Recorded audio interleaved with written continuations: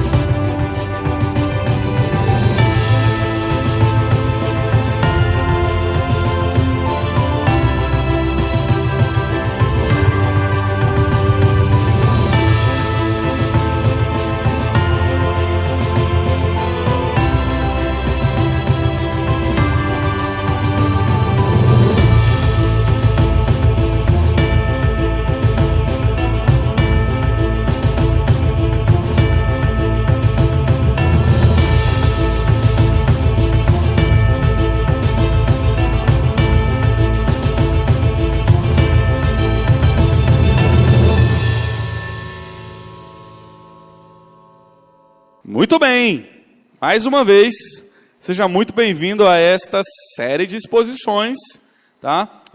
Chamada Gálatas, que é uma exposição em Gálatas, Somos Livres. Esta é a 10ª mensagem desta série. E hoje nós vamos abordar uma temática tão importante quanto tudo que nós falamos até aqui, mas mais uma vez relembrando quem somos e quem Deus é e como em Cristo somos livres. E a temática de hoje é que nós somos então livres e aceitos por Deus. Somos livres e aceitos por Deus. Para que você entenda essa temática, eu quero convidar você a abrir sua Bíblia em Gálatas capítulo 4, versículo 8 ao versículo 11. Gálatas 4, verso 8 a 11. Gálatas capítulo 4, versículo 8 ao versículo 11.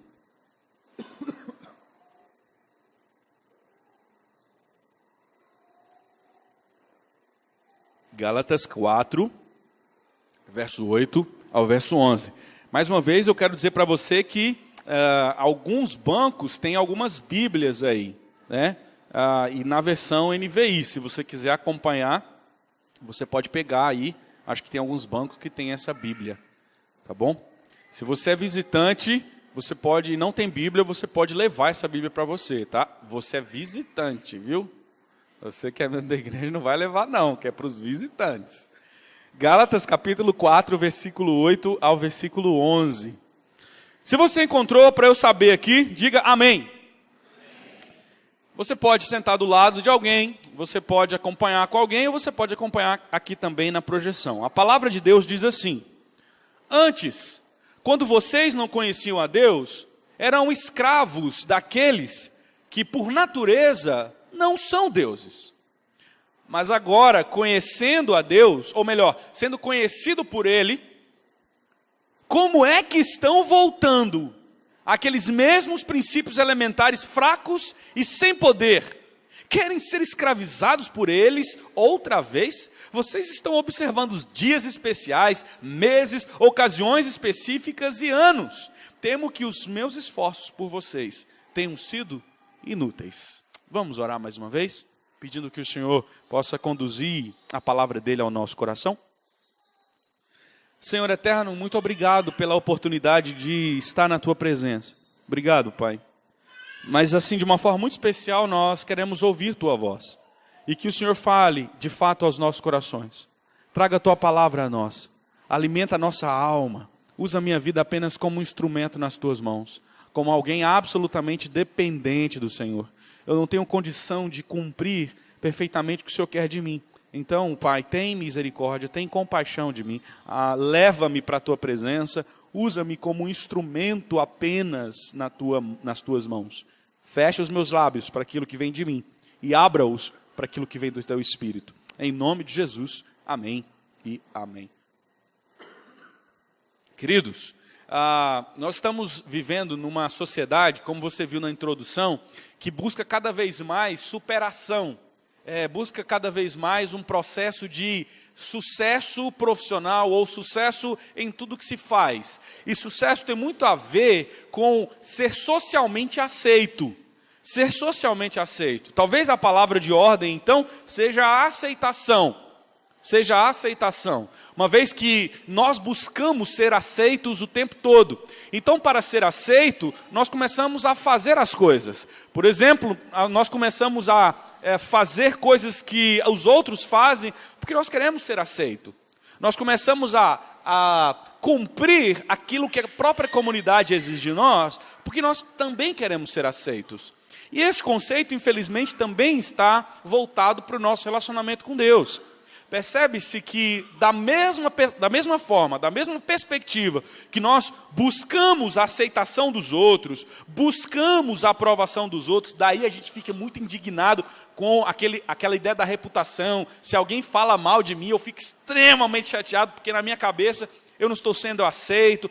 Pessoas que têm ciúmes extremos, né? Ou ciúmes pouco, porque ciúmes sempre é um problema de aceitação, porque na nossa cabeça o outro não está me aceitando. Então, da mesma forma, nós também vamos lidando assim com Deus. Nós queremos ser aceitos por Deus. Nós buscamos de alguma forma, e pela nossa própria habilidade, sermos aceitos por Deus. É contra isso que Paulo está escrevendo. Você que já está acompanhando a série, você está entendendo que Paulo o tempo todo tem como prova e argumento mostrar que nós não somos aceitos pela nossa habilidade. Nós não somos escravos às nossas habilidades para sermos aceitos por Deus. Pelo contrário, somos aceitos por causa de Cristo, porque Ele veio ao nosso encontro. E Paulo escreve para uma igreja, ou um conjunto de igreja, que é a Galácia, né? Cerca de 4 igrejas lá na Ásia Menor, e que Paulo escreve, eram igrejas que ele havia fundado, igrejas que ele havia plantado na sua primeira viagem missionária. E aí, de repente, algumas pessoas, alguns judeus, eles voltaram lá onde Paulo havia passado e começaram a perverter o conceito do evangelho. O conceito do evangelho. Dizendo que não era, para ser aceito diante de Deus, não era só crer em Jesus Cristo. Tinha algo que você também tinha que fazer. Tinham habilidades que você tinha que ter. Então eles começaram a usar a lei de Moisés como legalismo. Ou seja, você para ser aceito diante de Deus tinha que cumprir a lei de forma perfeita. E tinha algumas características que eles se pautavam, como por exemplo, a circuncisão. Como, por exemplo, a guarda do sábado, como não comer carnes sacrificadas a ídolos, guardar algumas festas que eram exigidas na lei de Deus no Antigo Testamento. Então eles diziam, olha, muito bem, vocês querem crer em Jesus? Bom, ótimo, isso é joia, mas não é assim que vocês serão aceitos por Deus. Além de fazer isso, de crer em Jesus Cristo, vocês têm que fazer as coisas. É contra isso que Paulo escreve. E eles colocavam então em xeque o apostolado de Paulo, o chamado de Paulo, dizendo, quem é esse tal de Paulo que disse essas verdades para vocês, ou mentiras para vocês? Então vocês, para serem aceitos diante de Deus, precisam, além de crer em Jesus, ter algumas outras coisas, como cumprir perfeitamente a lei. Então Paulo, após a fundação daquelas igrejas, devido a esse problema, tem um propósito em escrever essas cartas. Ele quer combater tudo isso. Então, quando ele senta para escrever, ele tem em mente aqueles judeus atrapalhando as suas igrejas, as igrejas que ele havia fundado, mentindo com relação aos conceitos do evangelho, pervertendo o povo, mudando a orientação bíblica e teológica do povo. Então, quando ele escreve, ele tem em mente algumas características. E uma delas é que Paulo tem o objetivo de defender o seu chamado. Ele quer defender o seu chamado, por isso, capítulo 1 e capítulo 2, você vai perceber uma defesa pessoal. Paulo escrevendo em defesa pessoal. Capítulo 1, verso 1, você vai ler, por exemplo, Paulo começando da seguinte maneira. Paulo, apóstolo de Cristo, não da parte de homem nenhum, mas enviado por Cristo. Paulo já começa aqui a defender o seu chamado. Outra coisa que Paulo faz então, é agora alertar o povo sobre os falsos ensinos. E aí então ele começa a trabalhar sobre o conceito doutrinário correto. Capítulo 3 e 4, Paulo faz isso. Ele reorienta os conceitos corretos do Evangelho e, mais uma vez, Paulo relembra o conceito sobre a graça e como a graça deve ser aplicada no nosso dia a dia. Ele faz isso no capítulo 5 e no capítulo 6. Então o objetivo e o propósito pelo qual Paulo escreve é defender o seu chamado, alertar o povo sobre aqueles falsos mestres e finalmente então relembrar o povo do conceito real da graça e como a graça de Deus ela tem a ver com o nosso dia a dia.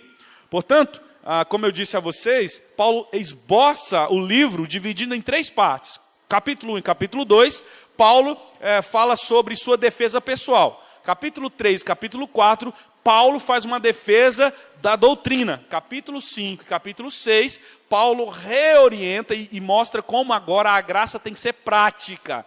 Como a gente tem que responder em graça, em gratidão. E como alguém que recebe o Espírito Santo tem atitudes de mudança.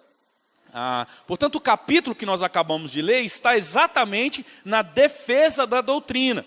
Capítulo 3, Paulo começa da seguinte maneira, ele começa lembrando os Gálatas da experiência deles, como eles converteram e diz assim, vocês ficaram doidos se estão querendo abandonar a forma do Evangelho, vocês converteram porque creram em Jesus.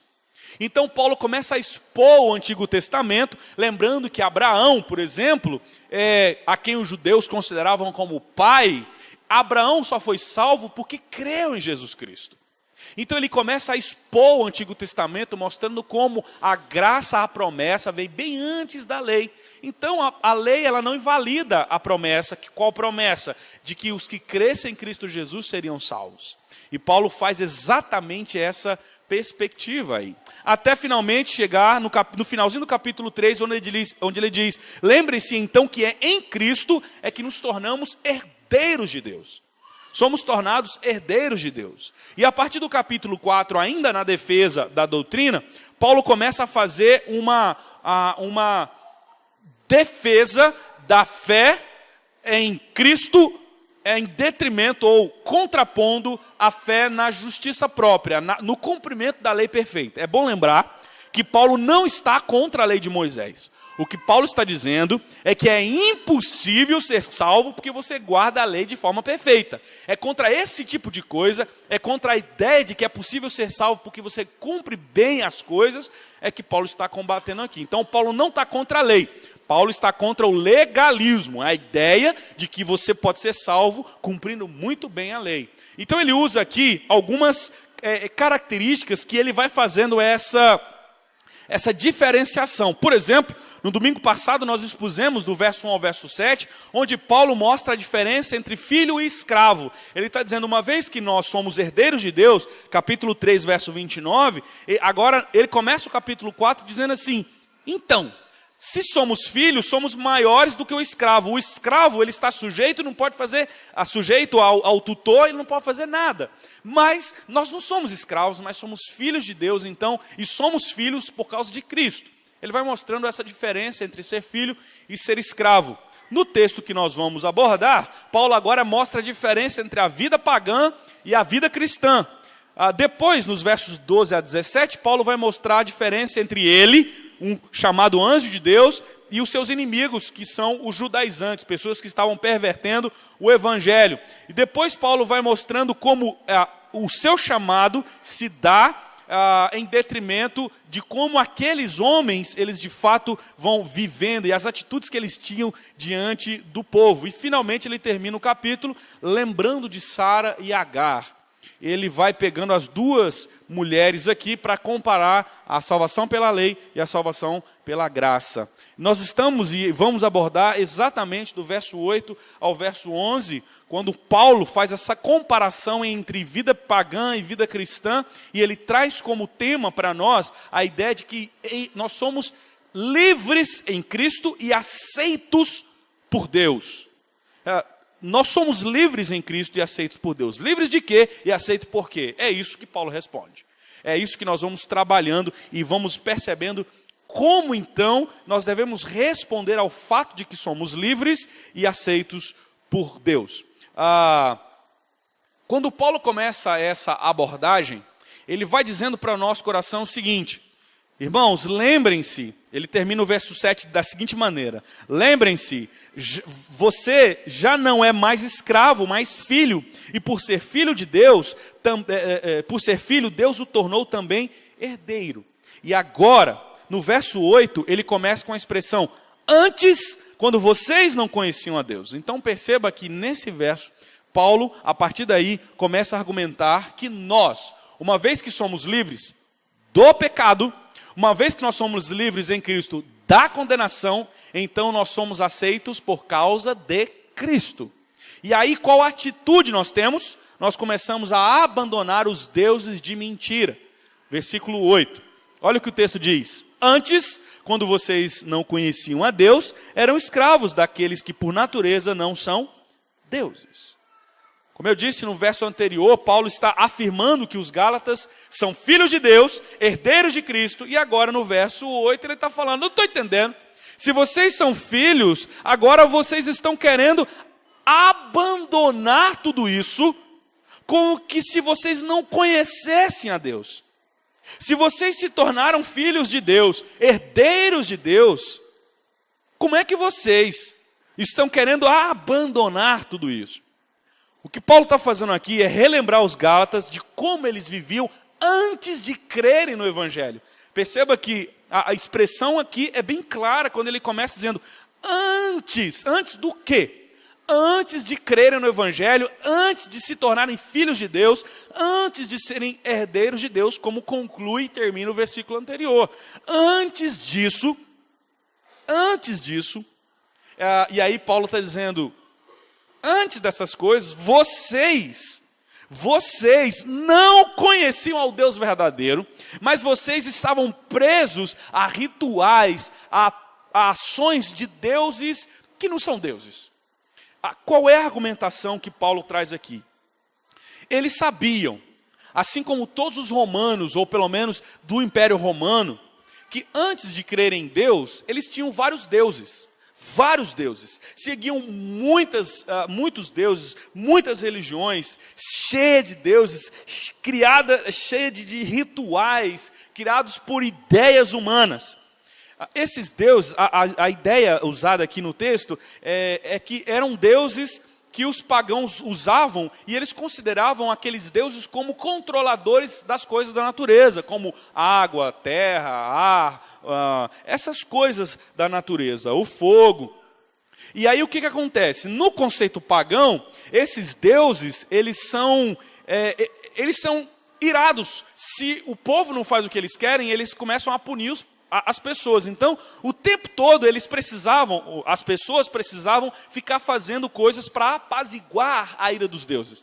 Se você já assistiu filme como, por exemplo, Guerra de Titãs, ou filmes que têm os deuses gregos, você sabe muito bem do que eu estou dizendo. Percebe que, por exemplo, você já ouviu a seguinte frase, os deuses devem estar irados conosco, porque aconteceu um problema na colheita, porque a chuva foi demais, porque a seca foi demais. Então, na cabeça deles, eles tinham o tempo todo que fazer algumas coisas para apaziguar a ira desse Deus. E de que forma, então, eles faziam isso? Eles criavam rituais, eles criavam sacrifícios, eles faziam coisas de adoração para que, então, eles pudessem ser aceitos por esses deuses.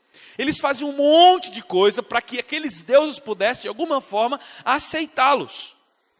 Paulo relembra que esses deuses não são deuses de forma nenhuma, mas são frutos da imaginação humana, uma consequência da rebeldia contra Deus. Romanos capítulo 1, versículo 18 a 27 vão falar dessa ideia. E que esses deuses eram mentirosos e davam falsas expectativas e falsas sensações a quem os adorava, tipo sensação de proteção, sensação de provisão, mas que tudo isso não passava de mentira. Só que eles tentavam fazer as coisas para ganhar a aceitação desses deuses. Essa é a realidade aqui quando Paulo está trabalhando a nossa vida, mas aqui Paulo também está dizendo que essa pode ser a realidade que nós nos encontramos diante de Deus. Quando nós começamos a colocar a nossa confiança em coisas falsas, em deuses mentirosos. Jesus nos lembra, por exemplo, como é possível começarmos a criar alguns tipos de deuses nos quais nós depositamos nossa confiança, nossa segurança. Em Mateus capítulo 6, verso 24, ele nos lembra um desses deuses, que é o dinheiro, que são as riquezas. O texto vai nos lembrando dizendo, olha, vocês não podem ser amigo de Deus e amigo das riquezas. Ou você confia em um, ou você confia no outro. Tem muita gente que, assim como os gálatas e os pagãos, começam a colocar a sua confiança em coisas que ele mesmo cria para a sua própria segurança. Então, por exemplo, o dinheiro é uma delas. O dinheiro é uma delas. E Jesus ele vai batendo terrivelmente nessa tecla, em dizer que não é verdade. Essa realidade é tão séria, que é impossível, ele disse, ou melhor dizendo, é mais fácil, Jesus dizendo, é mais fácil um camelo passar no buraco de uma agulha do que um rico entrar no céu. E por que Jesus está falando isso? Ele quebra um monte de conceitos aqui. Porque na verdade, ele fala isso em Marcos, porque na verdade, o rico, ele cria o seu próprio Deus, que é a riqueza, que é o dinheiro, e passa a confiar nisso. Só que isso é uma mentira, isso é um problema. Isso não traz, de fato, alegria, não traz segurança para a vida de ninguém. E Paulo está argumentando como aqueles irmãos, eles faziam essas coisas, e então é necessário que a gente abra os olhos, e uma vez que entendemos que somos livres em Cristo, aceitos por Deus, nós passamos a abandonar esses ídolos. Paulo introduz essa realidade para mostrar que nós estamos confiando em deuses falsos, e os gálatas também estavam confiando em deuses falsos. Por isso eu quero convidar você a entender claramente que uma vez que você crê em Jesus Cristo como o seu único e suficiente Salvador, você passa a confiar especificamente nele, tanto para a sua provisão, quanto para tudo. Então, como a Mary citou aqui, você começa a depositar em Deus a sua segurança, a sua ansiedade, a certeza da sua salvação. E Paulo começa a argumentar essa perspectiva para dizer, olha, cuidado, porque vocês estão criando ídolos que aparentemente são até seguros, mas são mentirosos. E agora você vai entender por que Paulo argumenta e começa dessa maneira. Antes vocês não conheciam a Deus, mas vocês estavam presos a deuses mentirosos. E isso já nos lembra que é preciso então abandonar esses deuses de mentira que nós vamos criando. Esses deuses que aparentemente que trazem segurança. Você pode, por exemplo, ter seu estudo como um Deus. Se você acha que quanto mais você estuda, mais segurança você tem. O concurso público pode ser um Deus para você, na sua consciência de que às vezes você vai conseguir ter segurança se você passar no concurso público, porque aí você está tranquilo o resto da vida. Cuidado para que você não comece a usar essas coisas como deuses falsos, Deus no qual você confia. Mas Paulo não para por aí, ele ainda fala uma segunda e última coisa sobre, uma vez que eu entendo que eu sou livre em Cristo, livre da condenação do pecado, livre da punição, livre da ira de Deus, e aí eu sou aceito por Deus, eu tenho uma segunda atitude. E a segunda atitude, eu queria que você prestasse muita atenção nisso aqui. A segunda atitude é que nós começamos melhor dizendo, nós permanecemos dependentes do Evangelho e não do cumprimento de rituais. Verso 9 ao verso 11. Aí você vai olhar para esse texto e dizer assim, bom, isso aqui eu estou livre disso aqui, eu não tenho nada a ver com esse negócio aqui. Mas você tem. Olha o que esse texto vai dizer, como o verso 9 começa dizendo, olha só. Mas agora, conhecendo a Deus, ou melhor, sendo por Ele conhecidos, como é que vocês estão voltando àqueles mesmos princípios elementares, fracos e sem poder? Querem ser escravizados por eles outra vez? Vocês estão observando dias especiais, meses, ocasiões específicas e anos. Temo que os meus esforços por vocês tenham sido inúteis. Olha como ele começa o verso 8 e olha como ele começa o verso 9. Ele diz assim, antes de se tornarem filhos, esse povo não conhecia Deus. Mas, e ele começa o verso 9 dessa forma, mas agora vocês conhecem. Perceba que o que Paulo está dizendo é, antes de crer em Jesus Cristo, vocês não eram filho, vocês estavam presos aos rituais, a atitudes que buscavam aplacar a ira dos deuses e que não tinha sentido nenhum. Mas agora vocês conhecem a Deus. E basicamente o que Paulo está dizendo é, vocês estão voltando às mesmas ações, às mesmas atitudes, cometendo os mesmos erros, cometendo a mesma ação. Agora, após argumentar que Gálatas, antes de crer em Cristo, estava adorando os deuses fracos e insuficientes, Paulo, no verso 9, levanta novamente um espanto. Ele diz, eu não estou entendendo como vocês estão voltando novamente às mesmas práticas que vocês tinham antes de crer em Jesus Cristo. Antes de serem conhecidos por Deus. Agora vocês conhecem a Cristo, mas ainda assim, creram que foram adotados por Cristo. Verso 5 ele diz isso, vocês se tornaram herdeiros de Cristo, mas ainda assim, vocês estão querendo voltar às práticas que vocês tinham antes de entender essa realidade. É como se ele dissesse assim, antes vocês eram escravos dos deuses frágeis, confiavam nesses deuses frágeis, cumpriam rituais pobres e fracos para aplacar a ira desses deuses que não existem, que não influenciam em nada, mas agora vocês conhecem a Deus, ou melhor, vocês foram conhecidos, vocês se tornaram conhecidos dele. Aqui Paulo parece que faz uma ratificação, né? Ele argumenta que os Gálatas antes não conheciam, mas agora conhecem. Aí ele fala assim, olha, ou melhor, a expressão usada aqui para ou melhor é como se ele dissesse, e mais importante que isso, como se ele dissesse da seguinte maneira, olha o versículo 9 aí, mas agora conhecendo a Deus, ou melhor, e aí você pode trocar essa ideia aí por ainda mais importante, sendo conhecidos por Ele. O que de fato tem isso aqui para nós? A ideia da Escritura sobre conhecimento, o fato de Deus nos conhecer, não é só aquele conhecimento intelectual de que Deus sabe das coisas, mas é o conhecimento relacional. Deus decidiu relacionar, estabelecer um relacionamento comigo. Então, mais do que ser conhecido por Deus, os Gálatas haviam se relacionado com Deus. Haviam se relacionado com Deus. E Paulo está dizendo, eu não estou entendendo. Vocês conhecem a Deus, mas muito mais importante que isso, vocês se relacionaram com Deus. Por isso o espanto dele. O que Paulo está dizendo assim, o que eu estou mais abismado é entender que vocês, uma vez que começaram o relacionamento com o Senhor, vocês estão abandonando isso. Paulo aqui está exatamente chamando-nos ao perigo de que é possível, mesmo depois de crer no Senhor Jesus, nós começarmos a colocar a salvação em nossos próprios méritos. E nós precisamos entender, que é o que Paulo diz, vocês foram conhecidos e são conhecidos de Deus, que não é o meu afeto para com Deus, mas é o afeto de Deus para comigo, é que me dá a vida eterna. É que me dá a transformação, é que transforma de fato a minha vida, que transforma de fato o meu coração. Isso é uma coisa que eu e você precisamos aprender a entender. E a própria Escritura nos lembra dessa verdade. Sabe por que nós podemos amar a Deus? Porque primeiro Ele nos amou.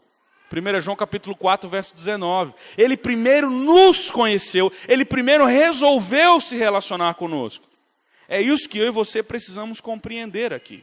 E cristãos que não permanecem dependentes do Evangelho, pelo contrário, começam a achar que o cumprimento de alguns rituais é que vão trazer a eles a aceitação diante de Deus.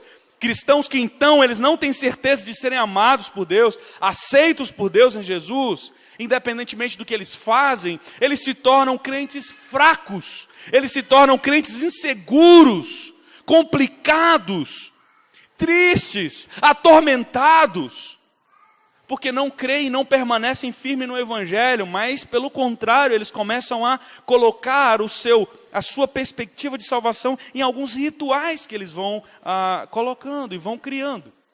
Essa insegurança faz com que a gente comece a buscar a aceitação de Deus, comece a criar práticas de coisas que a Bíblia não nos colocou, mas que a gente começa a achar que nessas práticas nós podemos de alguma forma sermos aceitos por Deus. Agora perceba como Paulo está argumentando aqui. Como é que vocês estão abandonando o fato de Deus ter conhecido vocês em Jesus Cristo, se relacionado com vocês, pelo fato de pautarem a salvação de vocês em princípios fracos e pobres. Então ele disse, vocês querem se tornar escravizados outra vez? Outra vez? Querem voltar à ideia de que vocês têm que fazer alguma coisa para serem salvos? Isso é escravizador, isso é terrível. Então Paulo argumenta como esses irmãos estavam fazendo isso. O verso 10. Vocês estão observando dias especiais, meses, ocasiões específicas e anos.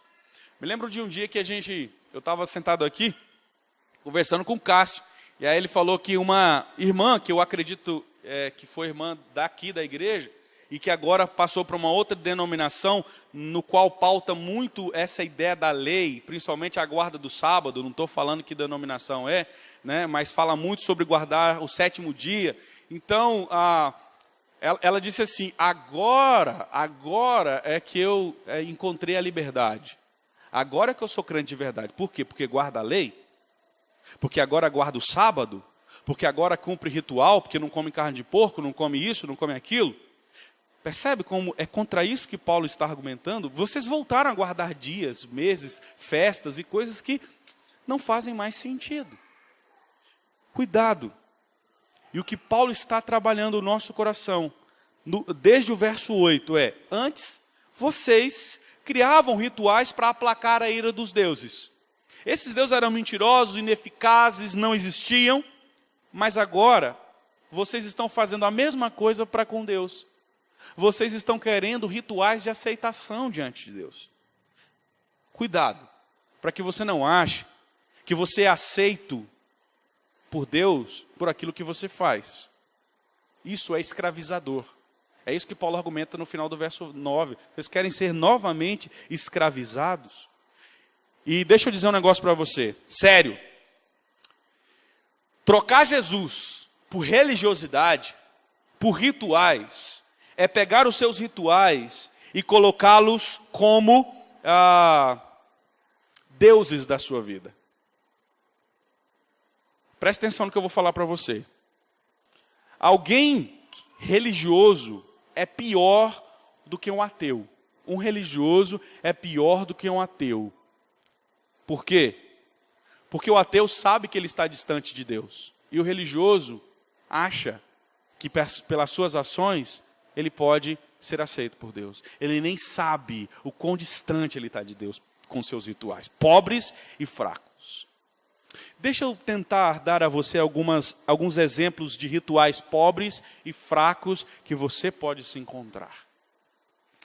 Quando nós achamos que a nossa religiosidade, que nós vamos conseguindo o favor de Deus, então a gente começa a criar alguns rituais, ídolos pelos quais nós achamos que somos aceitos diante de Deus.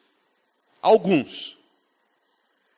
Você tem a mania de orar antes de viajar? Sabe aquela sensação que eu não posso orar, eu não posso viajar antes de orar? Então, tem gente que antes de viajar, ele para o carro porque ele tem que orar. Porque se ele não orar e acontecer um acidente, aconteceu um acidente porque eu não orei. Eu tinha que ter feito alguma coisa.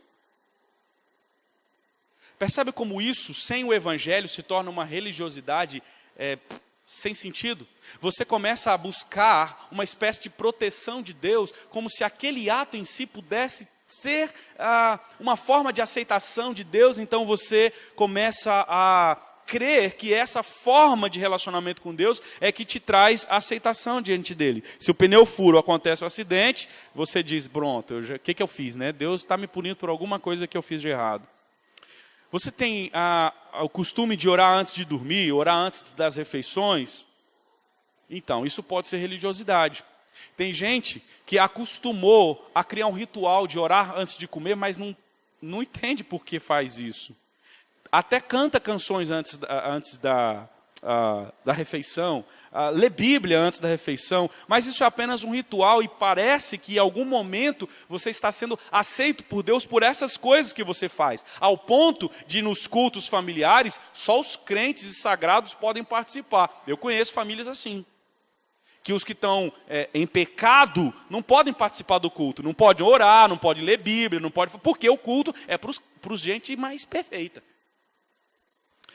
Ir ao culto, ler a Bíblia, ajudar os outros, culto doméstico, tudo isso pode ser religiosidade e ritual que te leva para longe de Deus. Aí você fala, para aí, não entendi mais nada. Como é que ler Bíblia e a igreja pode... Lembre-se, uma vez que você faz essas coisas e começa a acreditar que é esse tipo de coisa que te dá a aceitação diante de Deus, tudo que você está fazendo não tem valor, é fraco e pobre. Você pode vir a esse culto simplesmente para ganhar algum ponto com Deus, ou para ganhar a proteção de Deus, ou para tentar de alguma forma satisfazer a Deus. Não!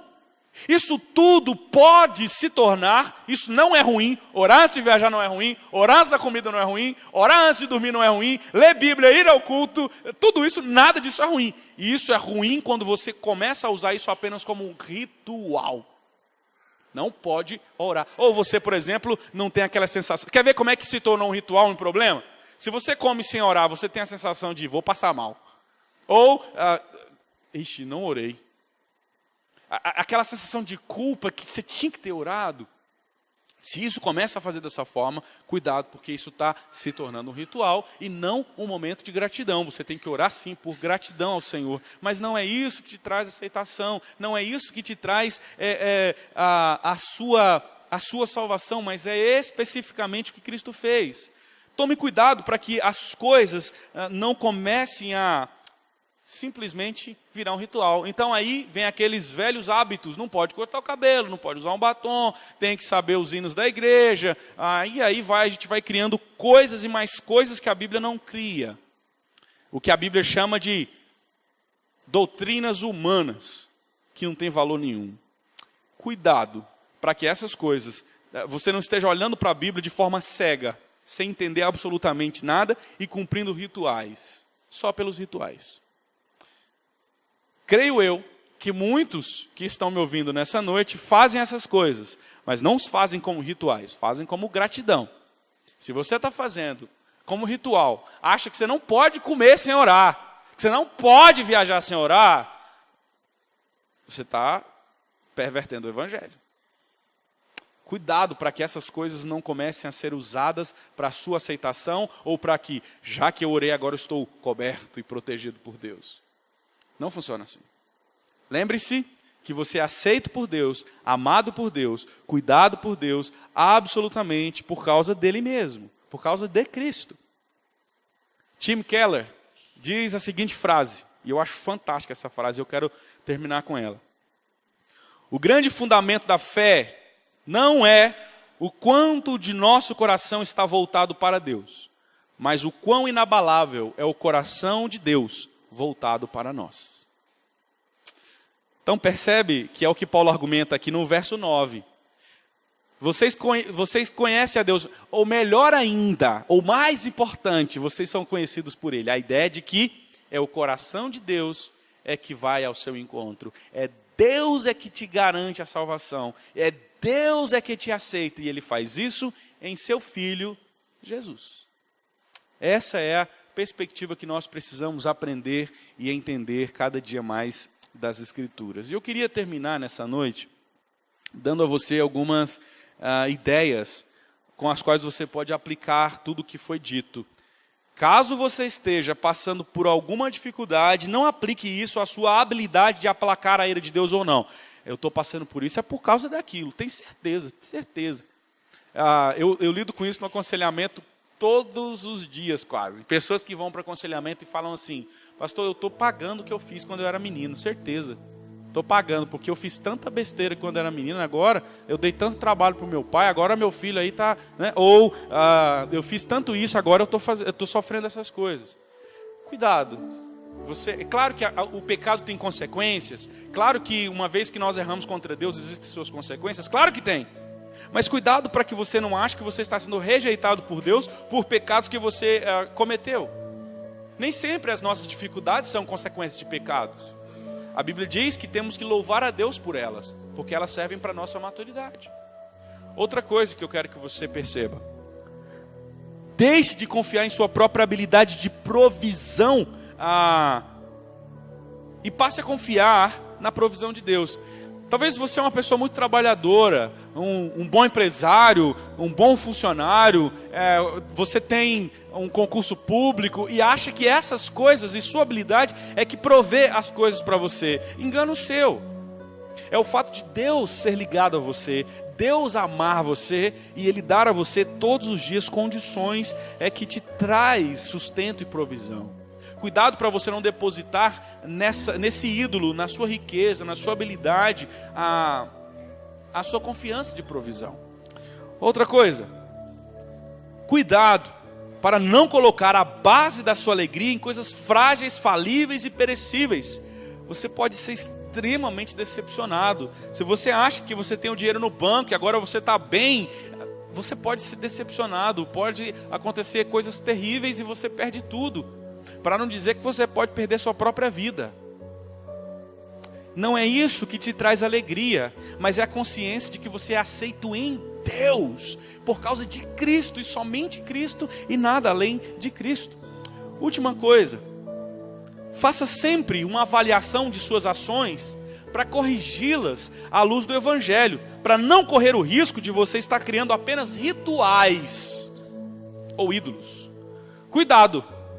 Perceba se você não está lendo Bíblia só por um ritual, indo à igreja por um ritual, fazendo culto doméstico por um ritual. Cuidado, porque essas coisas que parecem ser boas podem ser ídolos do seu coração. E em algum momento você pode achar que você então está mais apto diante de Deus. Quem sabe você que ora muito acha que isso te torna mais aceitável diante de Deus. Não te torna. Tudo isso é um meio de graça pelo qual eu cresço com Deus, eu me aproximo de Deus, eu conheço a Deus, mas o que me tornou conhecido dele, o que me tornou conhecido de Deus não foram minhas habilidades, mas foi especificamente o ato da cruz. Foi Jesus que fez isso. Então lembre-se, você é livre da culpa do pecado e você é aceito por Deus. Então abandone seus ídolos nos quais nós queremos às vezes colocar nosso valor, a nossa aceitação ali. E segundo, permaneça no Evangelho e não crie rituais para ser aceito por Deus, porque você é aceito por Ele em Cristo Jesus. Que essa verdade esteja sempre sendo a verdade do seu coração. Vamos orar mais uma vez?